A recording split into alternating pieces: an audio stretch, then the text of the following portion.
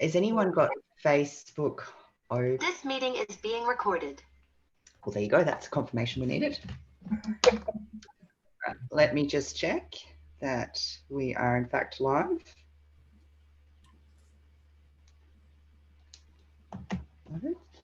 Oh, it's taking a while to upload, so we're almost live. Great.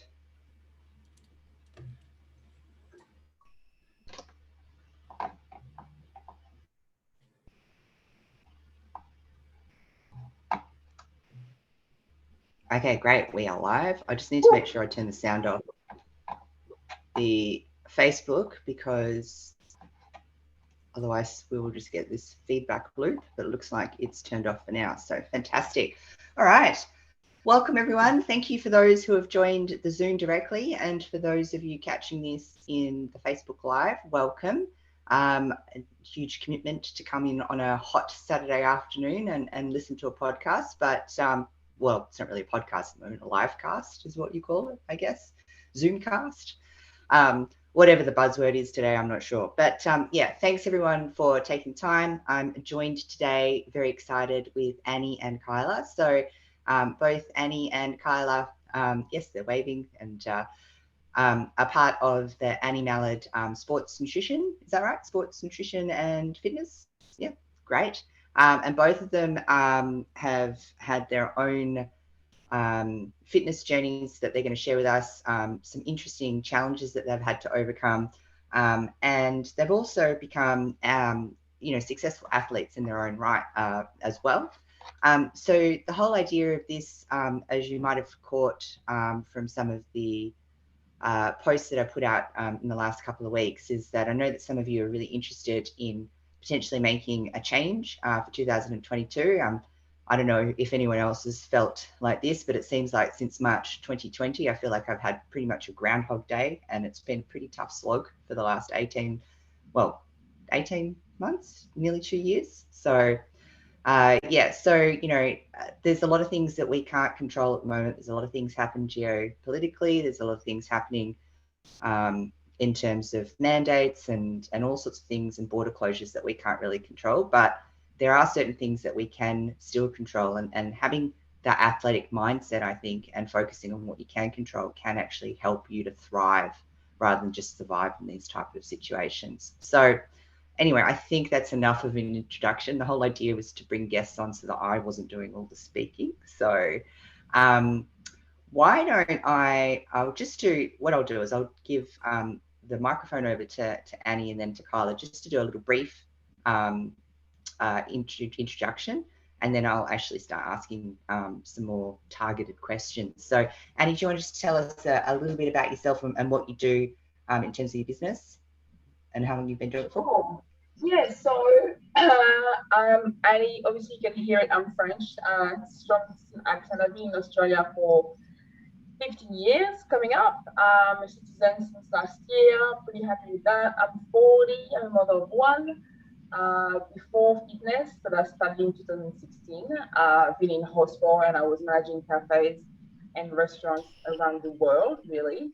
I've lived in many countries before Australia. And in 2016, I just needed this big change. I was always at the gym anyway, so I thought I better get paid for it because I'm always there. So I did my cert 3 and 4, and then this is not really what I wanted to do, so I jumped into nutrition, and I really enjoyed that. So that nutrition started in 2018, and then I continued studying with a graduate diploma to potentially do a master degree, hopefully next year. So yeah, since then my community has been growing massively, more on a personal level in terms of athleticism. I used to run a lot. In fact, when I became a mother, I ran a half marathon and marathon, and then I studied boxing. Really enjoyed boxing, did boxing a bit competitively as well. And then my life made that I tried different sports. I tried judo, and this is how just before we started, we said I broke my ankle. And I met a powerlifter, Laura, her name is, and I was really inspired by her, really inspired. She looks so small, so tiny, so gentle, such a nice girl, and she was just so strong. I was like, wow, this is what I want to be. So 2019, at the physio, he encouraged me to go and get a coach, which I did. And since then, yeah, it's pretty much like I've been always there, really. I really enjoy my journey in powerlifting at Muscle in Cannington. So since 2019. Yeah, this is me. Amazing. All right, I've got so many questions. I'm going to park those for the moment. Kayla, over to you. Hi, everybody. Yeah, I'm Kayla. I have recently joined forces with Annie as her co-coach at Annie Carla Sports Nutrition. Annie and I have been friends for, I think we figured out about 8 years now. We actually met through boxing. So the fitness industry brought us together. I started boxing in 2014 after a really bad breakup. I was over 100 kilos and smoked a lot and whatnot, but I gave up smoking and took up boxing instead. So yeah, I had my first amateur boxing fight in 2014 out of a small little boxing gym at a community centre in Spearwood, actually. And then as the years went by, I trained and I had a few more amateur fights. I won 3 novice state champion fights under the 69 kilo weight division back then. I'm sure many people have won it since. And then from there, I moved into personal training. So I was in the corporate world, but was running boxing classes from the gym, from Anarchy, and running, some group classes every now and then. And then I got encouraged by one of the old owners there, Renee, to just take the step. And Annie helped me through my studies through that year, and I went into the fitness world. And then after doing that, I turned pro in boxing. And well done. yeah, so I had a professional fight, and then my health took a downward spiral, and I thought, I'm going to take some time off and fix my health. And then I also fixed some of my mental health and decided that competing in boxing wasn't for me anymore, but coaching was. So that's when I started coaching Perth Corporate Rumble, a white collar boxing event. And then I became qualified, and then I fell pregnant, and then I became qualified postpartum and pregnancy coach for women. So yeah, that's my little journey up until today. I don't think that's little, but yeah, thanks, Kayla. That's awesome. And so many questions from there as well. So actually, this is one that I'll probably extend to both of you. So Annie, it seems like you've been, active from quite a young age. Was it the case for you as well, Kayla, or were you, did you not take up fitness until a bit later on? Not at all. No, I think I played netball as an overweight teenager, but no, fitness wasn't part of my life at all. Health wasn't even a priority as in my youth. No. Yeah. Okay. And so you, in a very short period of time, actually, made a change in terms of quitting smoking, and not only getting into fitness, but actually excelling into it and actually, becoming a pro athlete. So, absolutely. How many years did it? Yeah. And also to do a huge, weight loss transformation as well. So how many years did it take you to do that? That was a year. I lost 30 kilos in the year to meet a weight bracket for fighting. So I started training. It took me a year to get there, but, that wasn't exactly done the healthy way either. Obviously, now that I have the right guidance and I'm part of something that's healthier, it's all done in the right way. But yeah, it took me a year of hard work and training twice a day to get to that point. Yeah. And then how many years until you got your pro card after you started boxing? Oh God, that's a good question.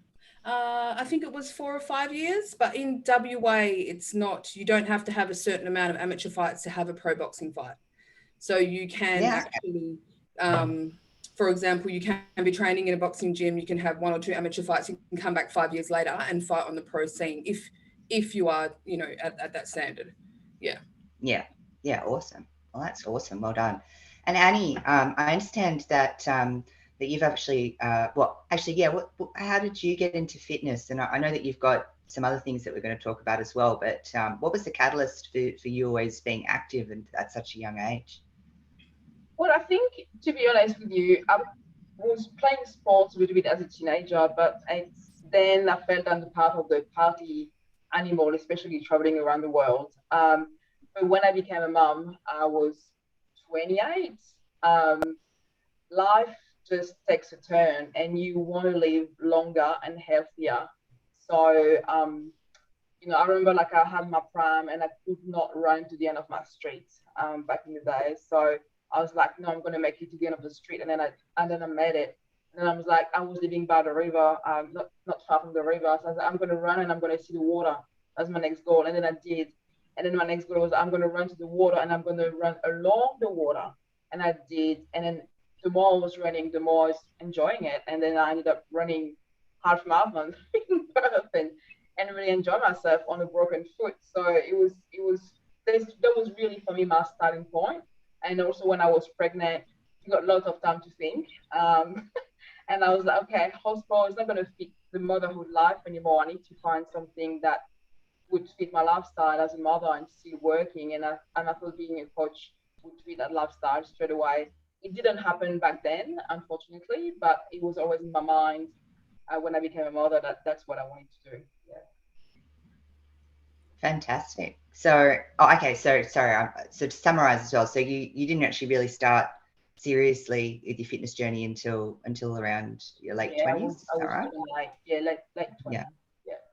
Yeah. And you started, and you did it in a different approach, right? So you sort of had your own self-motivation. You sort of started with little goals around improving one aspect, and then from there. And then, so what was it, in terms of that journey, Kayla's obviously done the huge transformation in a short period of time and then found a balance with that. And you've taken more of a sort of a gradual approach to it. But then since then, you've had the confidence to go and try so many different other sports. So I guess once you did that marathon, what changed and what made you want to try different things, and what gave you the confidence to go and explore different things?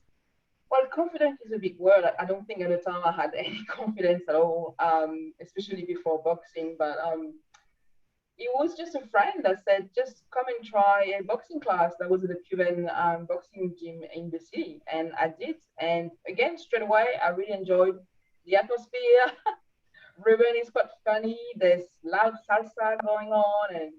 And it was really festive. So I stayed there and I started training really hard. And then I met Daniel, my first coach, and he really taught me how to throw a punch. And for me, boxing was the revelation of, you think you can't do something and then suddenly you do it. I think especially as a female, punching someone in the head intentionally to try to hurt them is really difficult. We are not brought up to do that. We are brought up to be nice and pretty and gentle, and suddenly, okay, you have to be there and stand strong and punch someone and try to hurt them. It's just something else. And you think, I won't be able to do it. I won't be able to do it. And then one day you do it, and I was like, okay, windows are open, doors are open. You want to reach the sky. It's just a different dimension to your life. It just translates to your life in general after that. Absolutely. And then I think I understood the word confidence. Yeah. Yeah. Okay. So it's more for you, it was around being open to trying new experiences, and then once you realize that you could do something, then being open to trying other things potentially. Absolutely. Yeah. Fascinating. Yeah. Amazing. All right. Now, Annie, you mentioned as well, I'm not sure if I understand what astronomy is, but is that even how you pronounce it? I'm not sure. As I mentioned before, sometimes I get my words muddled up. But you mentioned that you had some medical conditions that you had to overcome. So do you want to talk us about that and how that impacted your life and how you navigated that? Yeah, that's probably why my fitness journey started so late. I was born with a leg condition. I don't know the technical term, but you can imagine like a very, very bad case of pigeon toe. It's like when your feet are inverted towards each other. Yeah. And it's growing up in the 80s. So I had lots of education, rehab, physio, all sort of things, and nothing was working. And I remember even small at the time, the conversation that the surgeon had with my parents, and they said to them pretty much like, we've tried everything. Surgery is now where we have to go if she wants to have a chance to walk normally. We were just thinking about walking normally at the time. So they took that chance. And what happened is pretty much they broke both my legs intentionally and rotate them straight, pretty much, to have my toes facing forward. So to that, I had to have like casts all the way to my hips, down to my toes, pretty much in a straight line. So you can't do anything. So I spent a summer in a wheelchair. I remember in my grandparents' farm. Um, and then after that, moved forward. So my legs were really fragile. I was not allowed to do much. One day in Kindi, I escaped the teacher and I went down the slide and I broke a leg. A few months later, that's fixed. But then I was on a holiday again at my grandparents and I broke the other leg. So it was just an ongoing situation. And that's probably why I didn't do much sport growing up. My parents were just too scared. I did a bit of horse riding, and that's pretty much it. But I was seeing my older brother, he played tennis, soccer, karate, judo, everything under the sun he was trying. And I was just, at the time, I was this very quiet child in the corner who just loved reading and listening to other conversations. That was pretty much me. I was very quiet. Yeah, no, well, that's a lot to go through. And I mean, how long did it take you to be in that, like, how long were you in that wheelchair for? I was in that wheelchair for like 16 weeks. Um, yeah, so I mean, 16 or 60? 16, yeah, 1 6. Like 16. I was like 60. Wow, that's like over a year.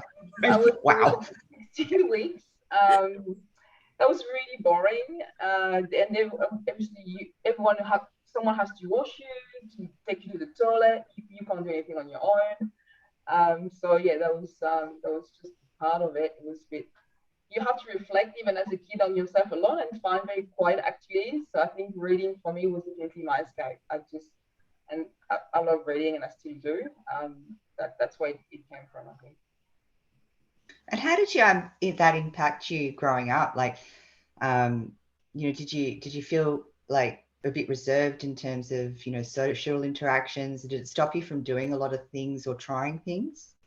Absolutely. I was just not willing to do anything. And just even in terms of clothing, even now, I've got very strong scars on both of my legs.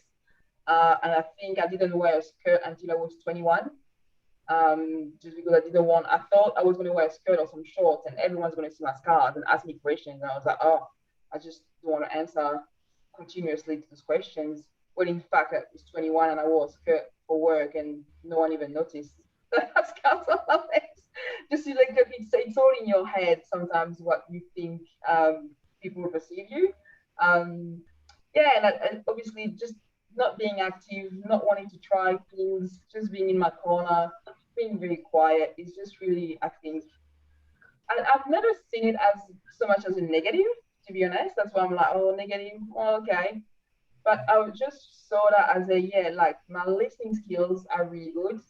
I can understand body languages just by observing people. I used to love observing things around me when you're sitting for so long and can't do much. You just develop some other skills. I'm introverted by nature. I don't think my introversion came from the fact that I was just in the wheelchair or had a disability. I just think I was born an introvert, which is a bit better now, but it's something that you have to accept. It's part of yourself. You accept who you are as you grow up. Yeah, 100%. And Kayla, you mentioned as well that you had a bad breakup and you quit smoking, and then you went on your boxing journey and so on, and then you realized as well that potentially there was other things that you wanted to work on. So if you feel comfortable, did you want to sort of talk around what gave you the courage, I guess, to look within and kind of address the mental health issues and what you did in that space? Absolutely. I think it was just after when we were in Bali. That was Annie and I were in Bali the day that they closed the borders. So we come home and we're locked in. And I just finished doing a podcast with Wayne Nicholson, actually. So I done a similar to this, like a live interview thing, and done like a full story kind of background about myself and what I came from. So I've been on my own since I was 14. You had a really traumatic childhood. So for me, there was also a lot of pent up anger and aggression and a massive ego that came with that anger and aggression. And I think a lot of us can understand that, especially when you're women in our industry, you have to carry a bit of an ego to be able to succeed, I believe anyway. But so I found that I was competing, and in as much as I love boxing, a lot of it came from feeding an ego for me. So it came from, nothing was ever good enough, completing something and being part of something and getting to the level that I wanted to get to. I still thought I'm better than this, or I'm better, which is fine. But when you spend so much time thinking about it in such a negative way, and you put so much pressure on yourself in such a negative light, that it actually can take over your life, and something that you love then becomes a negative interaction. So I went and done some mindset therapy and some mind training, and I spent a year doing that, on resetting my mind and my values and all those kinds of things, and trying to let go of the ego and the anger that came with the trauma and abuse from my childhood. So yeah, boxing filled a massive void for me. It also gave me a family, because I don't have one. So being part of a boxing gym, or being part of, Annie can relate, over at her gym, like there's such a community, and you feel like you're part of like a brotherhood or a sisterhood, so to speak. So yeah, so being a part of taking boxing for what it gave me and then giving back to it, I think has served me more than actually competing, to tell the truth. So yeah, makes sense. And what made you realize that, I guess the habits or the approach that had gotten you so far, because obviously it got you into boxing, and it probably gave you, that edge for quite some time to get so competitive. What was the catalyst that made you realize that eventually this was actually now getting in your way, of potentially getting further in whatever pursuits that you wanted to do in life? There were a few things. A couple of them were people that I loved and that were close to me had told me that I was unapproachable. Like, I would clap back all the time. I couldn't take constructive criticism, and I believe that, 90% of the time. And I couldn't. I wasn't the person that I thought I was to other people. And I realized, and when I really sat with it and spent time with my behavior around what I was doing, I realized that it was negatively impacting the people that are around me that I loved. And I asked the question, and the answers I got weren't what I wanted, if they weren't positive. So it made me realize that not only did I hold some inner demons, I was actually on the outside attacking people that I loved without realizing it, and coming across as a person that I wasn't, with an armor, with a wall, with an ego. So yeah, I think that was the final point for me, when someone said to me, I actually would have spoken to you about this in person, but you're unapproachable and you're offended and you can't, you know everything. So I was like, whoa, okay, fair enough. And I thought, yeah, then I sat with it, and I think, really started thinking about what kind of person I wanted to be, especially in the fitness industry, the example I wanted to be for other women, the example I wanted to be for, other female boxers. And I've always been that person. I've always empowered women. I've always wanted to empower women, because, there isn't enough of it, in my opinion. 1% of athletes are women, and I just find it, the 1% need to stick together, and it's a big thing for me. So, but I wanted to be more positive in my approach as well, rather than, you can do this, like it became very overbearing. Yeah. So when I stopped that and decided to work on some inner things, I realized that a lot of it was an ego that I had built out of fear, and also fear of rejection. So yeah, working on that made me realize that giving back is better than being a part of, for me. Yeah, awesome. I really like that. And I like that you've touched on a concept which, if any of my clients are actually listening right now, you would have heard of a concept that I like to throw around, which is leadership shadow. And I try and be conscious around my leadership shadow as a female athlete, even if it's in an amateur capacity, around leading that way, and what do my actions actually show versus like what I'm intending, and how do I pave the way for other people to potentially find their own path in terms of how their fitness is going to be. And sounds like you're really conscious of that now. Yeah. I guess, Annie, to a degree you are as well, but I've seen that you've done a lot of things in terms of the way you're putting yourself out there, you know, what's the sort of impact that you want to be able to have on future female athletes? I want them to be able to just have a go. A lot of people, I'll give you an example, and it's quite obvious. And if you set a foot in muscle pit where I train, it's quite obvious. A lot of people will say, for example, we need to be strong to do powerlifting, to start powerlifting. I was like, no, you don't need to be strong to start powerlifting or to come at muscle pit. You need to come at muscle pit or start powerlifting to become strong. So I think there's this whole idea of they already need to be somewhere before they get started. And let's be honest, like those sports are male dominance. So I think there's still a stigma for female to be able to put a foot in the gym and feel comfortable and supported and be shit at it. I mean, no one starts something and be amazingly good. We all started, Kayla didn't know how to throw a punch. You probably didn't know how to pose. I didn't really know how to squat. We all started somewhere, and that's totally fine to accept to be bad at something, to be a beginner again, and that's completely okay, you know. So it's easier said and done, but like I think women like you and Carla and a lot around in Perth and in the world are just trying to create that, so that it's okay, come over, we facilitate the way for you, I'll be with you, I'll support you, you know, like, and then like let go of their hand and say, okay, you see, you can do this on your own. It's totally fine. Yeah. Yeah, and that's so true. I think there is a lot to be said around just showing up. You know, Carla, you're in a boxing is a male dominated sport, and it's you know, it's definitely got a sense of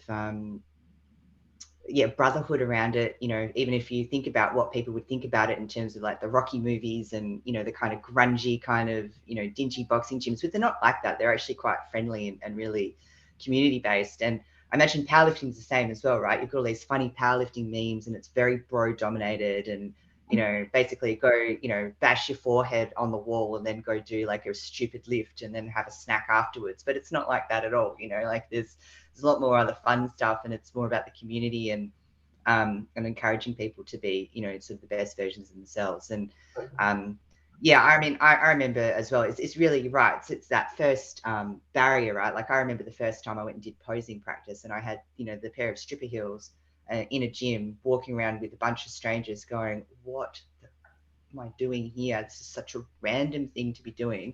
I was literally shaking. I could not stop shaking the entire posing class. But then after that, I was fine. And, you know, now any opportunity and I will flex in front of any kind of semi-lighting and semi-reflection, you know, because that's just what I do now, you know. So, but yeah, it's really about that first barrier. So I think, I think first of all, like amazing, like just keep doing what you're doing and showing up in those places and showing that women can do it too. Because I think that in itself and that action casts a long shadow and potentially creates that path for other people to be following their own fitness journey, I guess. So I really want to unpack actually this whole powerlifting stuff, because that's quite a big change from running a marathon. So why don't we unpack that journey? And not only that, but there's the step in between as well. It's like, oh, I'm going to do judo and capo as well. So where did that come from? How did that start? And is powerlifting now more of your love? And if that's the case, why? You know, I like to say also in life, nothing is forever, but it's about the people you meet and how they make you feel. And I can say, like, openly and frankly, that the way I feel at the moment, I don't think I've ever been, I think I'm the happiest I've ever been in my life at the moment, to be honest with you. Because of my work, I'm healthy, I'm in a healthy country, and then so, you know, we're lucky here. And also the way my business is going, the way I can help people, and in my powerlifting journey, it's just been amazing. Sometimes you walk into places and you feel like you belong, and that's what happened to me in 2019. I just walked in there and it just felt normal.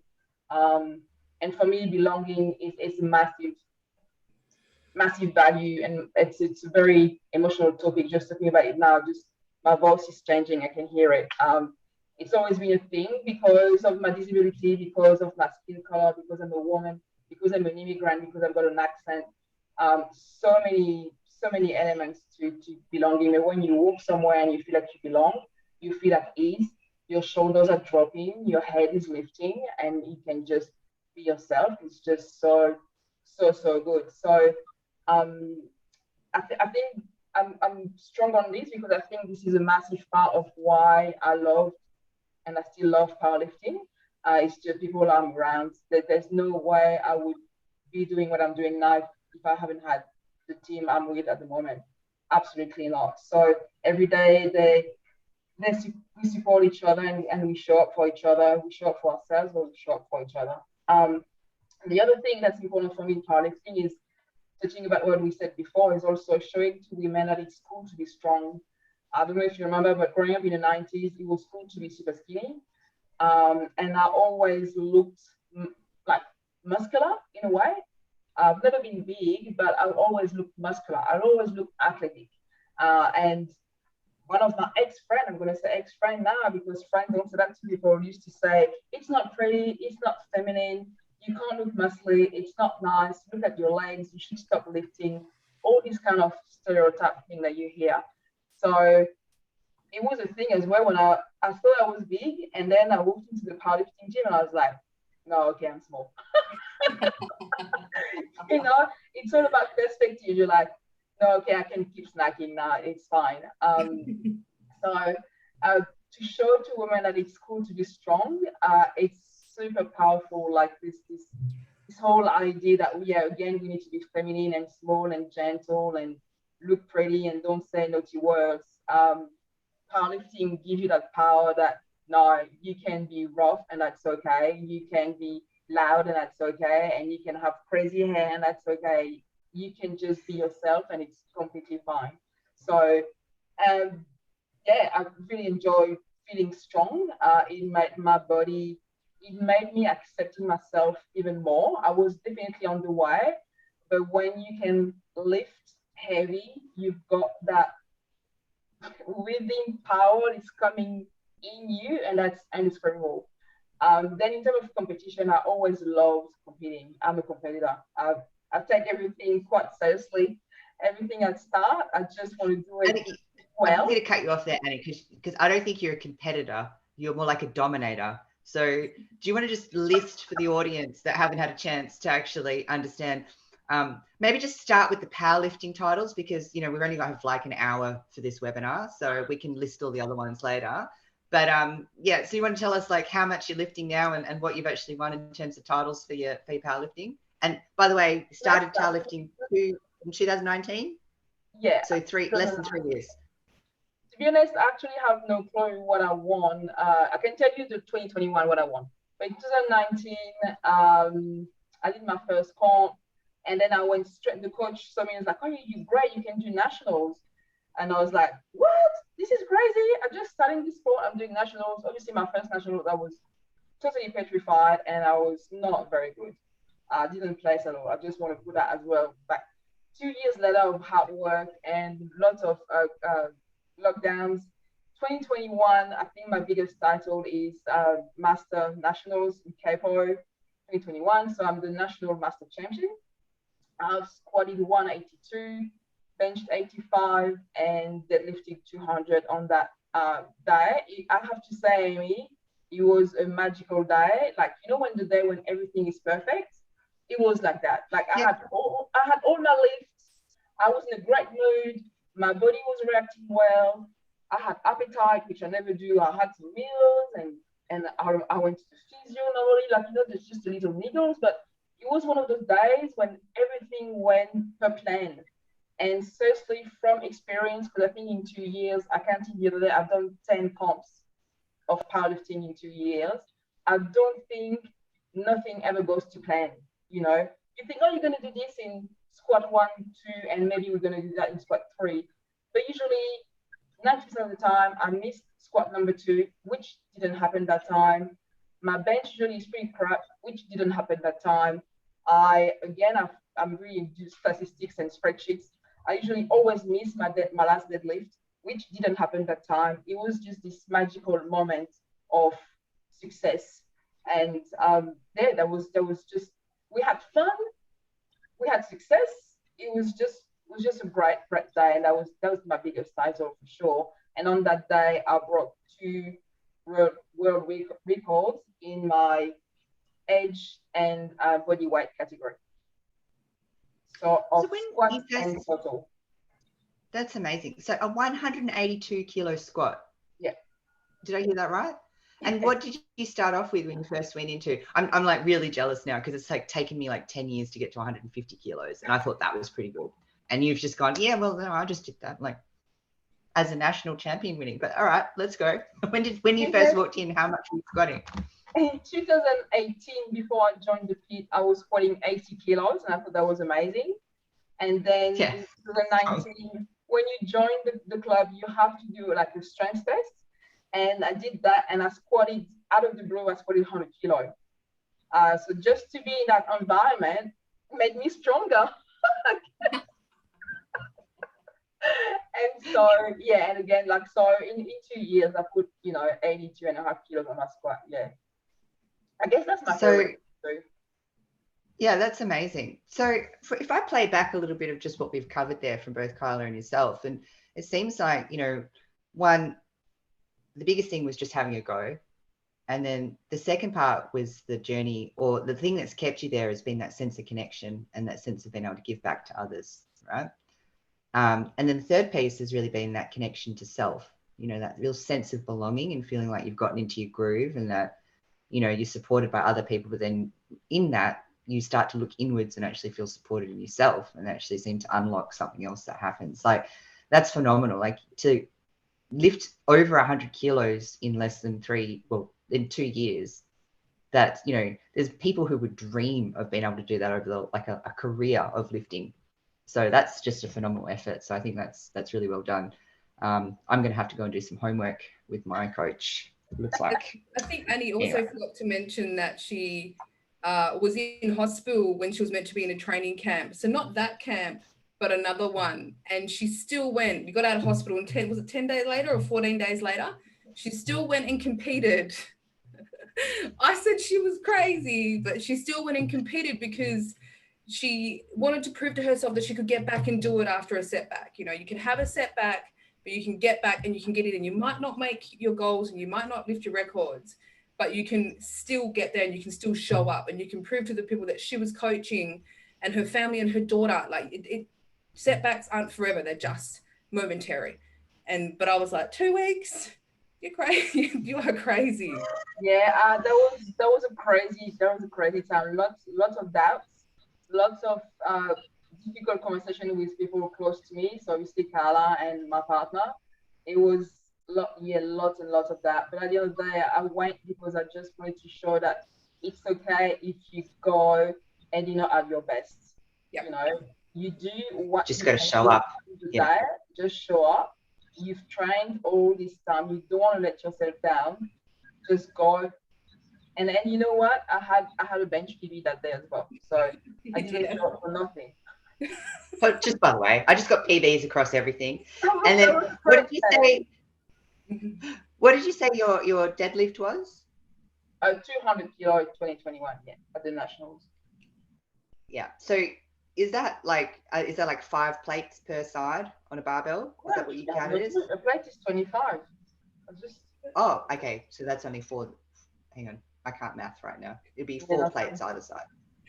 We're not done, I promise. And so what are you aiming for, like, in terms of beating that now? How's that pressure sitting with you? Are you excited for it, or are you nervous because, as you said, you sort of had a Swiss cheese effect where everything kind of fell into place? Like, sorry, excuse me for a second. Not sure. To be honest, in 2020, I went through a bit of a wave when I had a successful start of the year, and then I kind of lost the groove. I took it so seriously that I lost the enjoyment of lifting. I was just, going to the gym to do some work, and this was it, and So I made a promise in 2021 that no, this was not supposed to be like that. I'm doing this because I'm choosing it, and it's for fun. So I always come back to this when I get carried on into I need to eat, and I was like, okay, no, this is for fun. I need this. There's other thing in life. This is okay. So we still have goals for 2022. I think my main goal is to change weight class. So I'm going to I'm going to go back to my original weight class because, as you know, I mean, to get stronger, you have to get bigger. So it didn't got out of control, but I definitely got bigger. So now we're going a bit backwards, trying to keep the strength. So that's going to be challenging itself, trying to keep the strength and dropping a weight class. If I can then match those lifts and even more, then that'll be fantastic. I think I still want to squat, 185 at 67.5 kilo body weight. It would be my goal this year. Bench, we'll see bench is always a bit wavy when you lose body weight. Upper body in female is always taking a bit of a toll. So I did bench 87.5 on a one lift comp after nationals. So that was great. So I'm thinking 90 and deadlift, same, whatever I can take over 200 is a bonus, especially at the lower body weight. So yeah, it's just, yeah, we'll see. I don't like to put numbers in my head. I'm just gonna try to match those numbers or to go above those ones at the lower body weight. That's just my goal for 2022. Yeah, no, that's a good approach. I like that. And Kyla, so recent mum, newborn, or nearly a year old now. Yeah, she's 10 months old tomorrow, Abby. Excellent. And so, how have you managed to balance your own health and fitness now that you've had such a major life change? And how's that been for you? How's the adjustment been? It's funny. I was only saying to a potential client the other day that when I was training women who were pregnant, I used to internally eye roll. I'm not joking. I used to think, you're pregnant, you're not sick, you can do this, or you could. Yeah, well, I feel like the universe paid me back for that tenfold, because it's not until you've been in the situation that you know how your body is going to adjust, right? So that's for anything, really, for anything that you take on board with your body or with training or building a human. You don't know until you've been there what it's going to be like. So I decided to be a postpartum and pregnancy coach for women before I fell pregnant, because doing some research and looking into it, I realized there was nothing out there for when I did go through that transition. So there's plenty of like mums and bubs classes and, pregnancy Pilates, but there isn't like a personal trainer, or there isn't, guidelines and things like that you can and can't do. And I found, a lot of the time medical professionals just say, avoid any kind of heavy lifting, avoid doing anything, and you'll be fine, just walk. And then because a child doesn't weigh a fair bit of kilos anyway. Well, I also feel like doctors are trained in the medical world. They don't work in the fitness world. It's two very different worlds, obviously. So for me, because I boxed for 10 years, I still boxed until I was 35 weeks pregnant on a boxing bag or on pads, because my body was accustomed to that. It was used to it. I was able, well, in the first trimester, I wasn't, because I vomited every day, but I was able to still move to a certain level of my capacity. So, for example, if Annie were to come to me pregnant, not that she is, someone like Annie who's been powerlifting and it's part of their everyday life, telling them to stop completely, that it kind of doesn't help women keep their fitness up. It doesn't make them feel good about their bodies, because, you are growing bigger. And like Annie said, there's always been this thing around women to be thin and to be fit and skinny and, whatnot. So whilst you're growing, you're already feeling self-conscious about yourself. So when those avenues are taken away from you because the doctor says, oh, you should just stop, I didn't feel right about that. And I wanted to make sure that as a female attracting female clients, that in the future I had the right knowledge. So then I fell pregnant. So I was like, great, now I can actually put this stuff into motion and then do a postpartum as well. So I'm obviously 10 months postpartum. I'm still working. I'm nowhere near as strong as what I used to be. I was sparring and holding pads at 10 weeks postpartum. So that's just me. I had to get back in there, get back in the ring. Like, I still have to be a part of it and feel like I can still do it. But the process has taught me to be a lot kinder to my body, actually. For the first time in my life, I love my body. She's beautiful. I'm proud of her. I could never say that in my whole, 33 years of life. I would always find something that I hated. But now I'm like, well, it's fine. I'm a woman. Okay, my hips are wider, got some stretch marks, boobs aren't great, but hey, it's not about that. It's about how I feel. So the adjustment so even after that and doing the study and then being postpartum, I expected to be able to do way more than what I have been doing. So I expected to be able to go back to running 5 kilometers within a short distance of time. I expected to be able to, I don't lift heavy weights. It's not something that's in my routine at the moment, but I couldn't even lift 5 kilo dumbbells were hurting me. And I was like, what? What do you mean? I at least made it to 15 kilo dumbbells. Do you know what I mean? And it's not until you've been through it and your body processes it that you realize the impact it actually takes on your body, and that it's okay to not have that back straight away. So for me, I'm still working on reaching a level that I'm happy with, I'll be honest with you, for a fitness and strength level that sits well with me, with my goals. It's got nothing to do with the way I look. It's got to do with how I want to feel when I finish a workout, or how I want to feel after I've, done some squats with Annie, or we've met and we've done a run. I want to feel like I've accomplished something, not like I'm extremely struggling all the time. And I still feel like I'm in that struggle. I feel like I'm in that first year of starting fitness, I'll be honest with you. Yeah. It's a new body. Well, there's a couple of things that you touched on there which is quite interesting, right? Like, I think personally, the fact that, that the advice from the doctors is, you should stop exercising at a certain level of pregnancy. Well, I mean, I just think that sends the wrong message, right? Because, there's also an adjustment, right, as a female, that if you're carrying a child, and someone that your body is no longer your own, like, it's almost like the life of the child's becomes more valuable than yours, and it's really hard. And then there's that expectation from a societal point of view as well, that as a mother, you put everyone else first. So, now that you've got this adjustment, you've got this beautiful daughter, Abby. Obviously, there's a lot of time and attention that needs to go into her, but how do you create that space to make sure that you're looking after yourself, so that you can be, the mum and the person that you are to everyone else?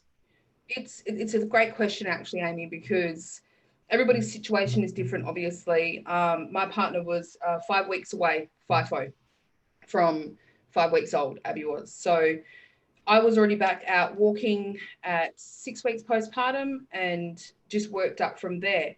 But some weeks I don't find the time. I don't. And that's okay.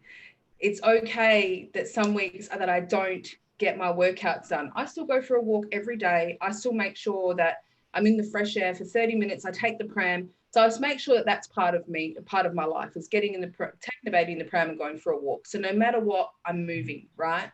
So I make my goal more about moving rather than workouts. So if I plan my workouts for the week, roughly, and if it doesn't get there, then it doesn't get there. As long as I'm moving, that's a priority.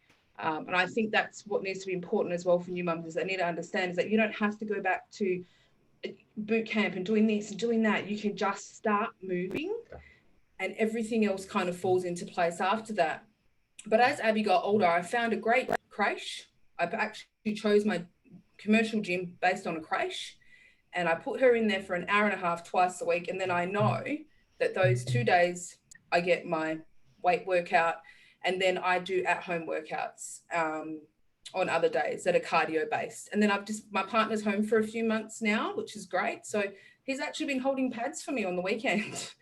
He's not great, but you know what? It's fine. I'll accept what I can get. He needs more practice.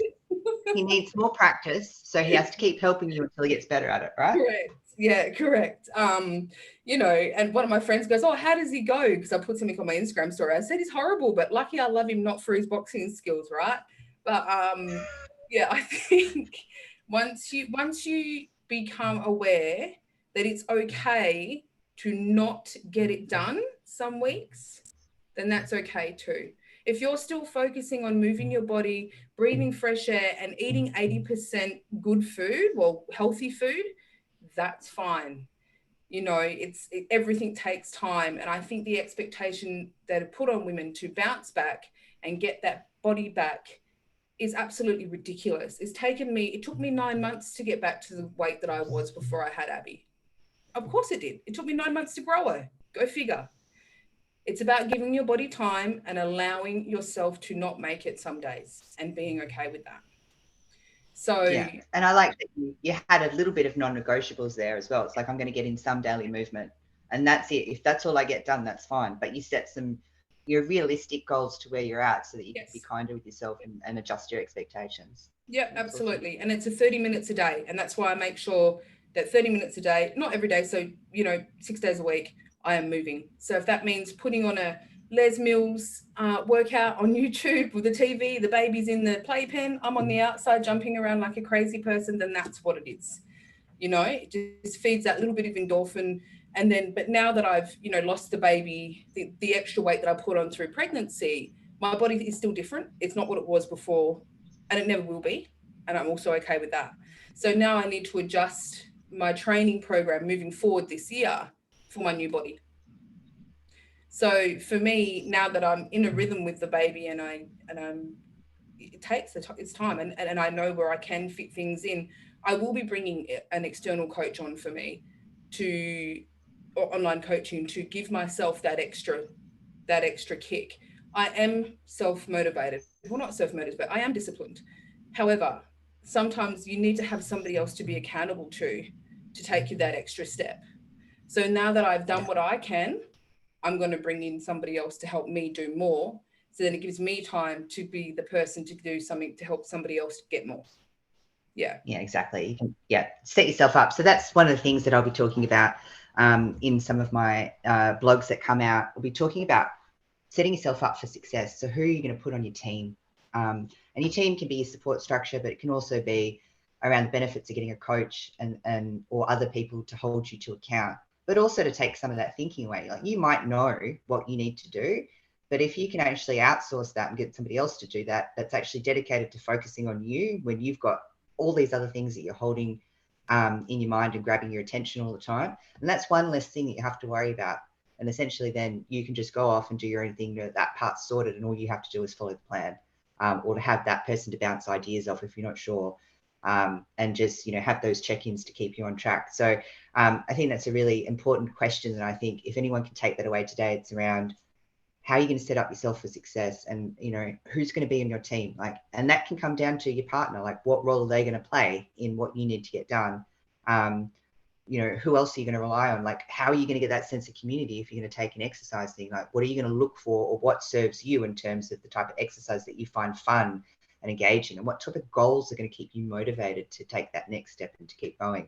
So I think, wow, that was, I wish I had more time. I could probably talk to you ladies for like 5 hours, but I think everyone else would probably get, probably need to take some bathroom breaks and get some food in between. So I think what we'll do is we'll leave the last 5 to 10 minutes for questions if anyone's on the call and wants to jump in and ask some questions. But on a final note, how can people get in contact?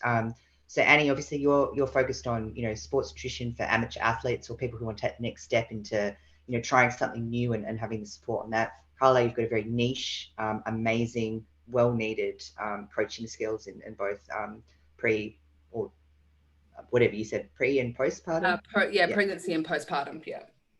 Pregnancy and postpartum. So amazing resources, and obviously both of them, are athletes in their own right as well. So how and they've given us some insights around how they can actually get into that journey. So if you want to reach out, what's the best way to contact? We do have a website which is pretty easy. It's just my name. You go to anniemalad.com and there's a contact us page, so you can fill the form there. We are also trying to be better on social media. So my page is Annie Malad Sports Nutrition. And Carla, what is yours? I think you changed your name recently. No, I haven't yet. It's Kayla _PT. So obviously 2022 we've got some big plans together, and also, there's a lot of exciting things coming up. I've obviously jumped on board with Annie, so I'm going to be focusing more around, you know, nutrition as well, which is exciting. So the website is easy to find. We're easy to find. Annie's teaching me to be more social, more active on social. So because she's amazing. Really well. Yeah, no, it's pretty easy. So there's two ways really you can work with us. Like I usually will work with all the athletes. And you're right, Amy, all the athletes usually just want the thinking removed for them. So that's what I'm doing. That's my main job. And Carla is looking after all the lifestyle clients. And they also potentially could include, obviously, pregnant ladies. But she look after the lifestyle clients. I look after the amateur athletes. And together we are launching a new program that we're going to reveal in a week. And it starts in February. So stay tuned. And if you want to know more about that program, you can definitely get into that contact page on the website, anniecarla.com. Yeah. Fantastic. Yeah. I'm also launching a Incredible You in 2022 program, which is designed basically for people who aren't maybe ready. It's like an exercise readiness course, right? So it's focusing on, you know, the right habits to start to really unpack and focus on some of your lifestyle habits, and then slowly unpacking over 12 weeks as a group coaching program around what you need to get in place to be able to make that transition. So that's also something that I'm running. But I think from it seems like you guys have also got another avenue, which is great, because that's one of the things as well, right? Like sometimes people are going to resonate with different coaches, and when you look at a personal trainer or a coach, you've got to find someone that you think that you resonate with. I mean, it's personal for a reason, right? So you might find someone here that resonates with you and you want to know more, you just want to pick their brain around how they did that journey and some tips, or you might want to work with someone a bit more that you know is going to be in your corner and understands your unique perspective and get the best out of you. So that was one of the purposes of doing this. So thank you so much for your time. What I will do is, for everyone that's in the chat, Annie, if you don't mind just typing in your website address into the chat, and then I can copy and paste that and post it on the socials as well. Just assuming you have a keyboard there as well, by the way. I do. So modern. So yeah, thank you for those who are still on the actual Zoom. I don't know if Carolyn or Laura, you have any questions, or anyone else. I can't actually see the Facebook Live at the same time, so if anyone's commenting, we'll have to address your comments later. But Annie and Carla are actually in the private community as well, so feel free to reach out or ask them questions, or I think we can do a live Facebook room at some point as well to follow on. I think what would be really good, I was thinking as well, is I would have loved to unpack. I did have one more question that we just didn't get to today, but I want to understand how you guys have managed to thrive from a business perspective, especially as women entrepreneurs in, COVID times, where traditionally, PT services aren't exactly something that you can do with so many lockdowns and that going on, but you guys have actually grown, and you've grown from strength to strength. And I think that that's an important story in itself. So might save that one for another podcast if you guys are interested, ladies are interested, sorry. And I think that'll be an even more powerful story by the time we get to, mid 2022 or even later in the year, because it sounds like you guys have got a big 2022 planned. So yeah, thank you so much for your time. So keen to see what you guys are doing. Best of luck with everything. And yeah, we should do this again. Thanks for having us. It's been great. Yeah, it's been great. Absolute pleasure. No worries. I'll leave it there. Thanks everyone for dialing in, and have a great weekend. Bye.